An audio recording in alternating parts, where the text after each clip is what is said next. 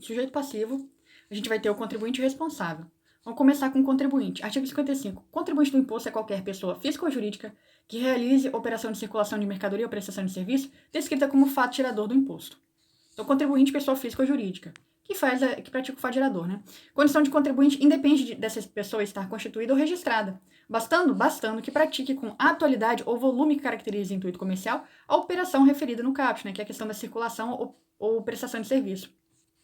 Entende-se por habitualidade, para fins de tributação, a prática de operação que importe em circulação de mercadoria ou prestação de serviço interestadual e intermunicipal de comunicação, a qual, pela sua repetição, induz a presunção de que tal prática constitui uma atividade própria do contribuinte regular.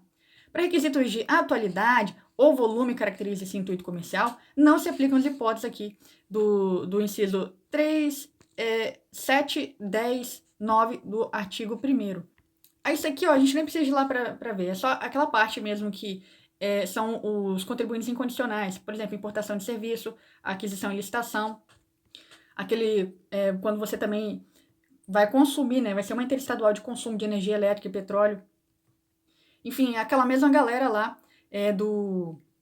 da Lei Candir. Inclui-se entre os contribuintes do imposto quem? O comerciante, o industrial, o produtor rural, o extrator de substância mineral, fóssil ou de produto vegetal. Quem mais que é contribuinte? O prestador de serviço de transporte interestadual e intermunicipal de comunicação. Quem, então? Prestador. É contribuinte também o destinatário e o importador de mercadorias ou bens ou serviços do exterior. É também contribuinte o adquirente em licitação promovida pelo poder público de mercadoria ou bens apreendidos e abandonados. Então, adquirente em licitação promovida pelo poder público. O adquirente de mercadoria também em asta pública. O adquirente é o destinatário de operação interestadual de mercadoria destinado a uso, consumo, ativo permanente. É contribuinte também ao estabelecimento destinatário em prestação interestadual de serviço cuja utilização não esteja vinculada à operação e prestação subsequente.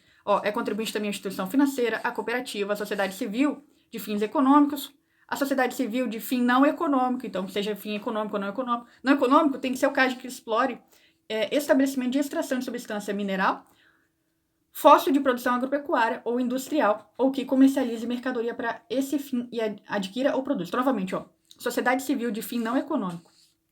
Aí ele traz um quê, tá?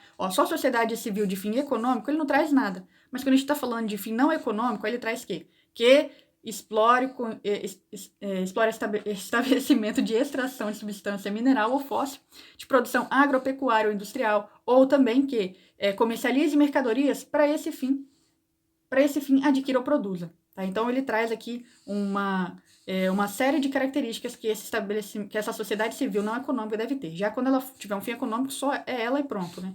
Só ter fim econômico já basta. Os órgãos de administração pública, as entidades de administração direta e as fundações instituídas e mantidas pelo poder público. Então, também é contribuinte, olha só. A administração pública, os órgãos de administração pública, as entidades de administração indireta, as fundações instituídas e mantidas pelo poder público, isso também é contribuinte do ICMS. Concessionária permissionária de serviço público de transporte, de comunicação, então, é serviço de quê? Serviço público de transporte e comunicação, e também de energia elétrica, bem como o gerador, o transmissor, o distribuidor ou o agente comercializador de energia elétrica. Então, vai ser contribuinte a concessionária ou permissionária de serviço público, que está falando que tipo de serviço? Aí, serviço de transporte e comunicação. Tá? Ele também diz que o agente aqui, o gerador, o transmissor, o distribuidor e o agente comercializador dessa energia elétrica, ele também é contribuinte. É contribuinte também o prestador de serviço não compreendido na competência tributária do município, que envolva o fornecimento de mercadoria. E o prestador daquele serviço compreendido na competência tributária do município também desde que tenha aquela ressalva, né? Conforme ressalva constante na lei complementar. O fornecedor de alimentação, bebida e outra mercadoria em qualquer estabelecimento, o destinatário de serviço de transporte, de comunicação iniciado ou prestado no exterior, então aquela pessoa que está recebendo, né? Se você está falando aqui de um serviço de transporte ou então de comunicação, que começou lá fora e veio para o Brasil, o destinatário, quem está recebendo essa mercadoria importada, ele é contribuinte também, né? Que é aquela galera lá que é contribuinte até incondicional, que a gente tinha falado no comecinho no caput ali. O adquirente em operação interestadual de petróleo, inclusive lubrificante, combustíveis líquidos e gasosos, derivados ou de energia elétrica, quando não destinados à comercialização.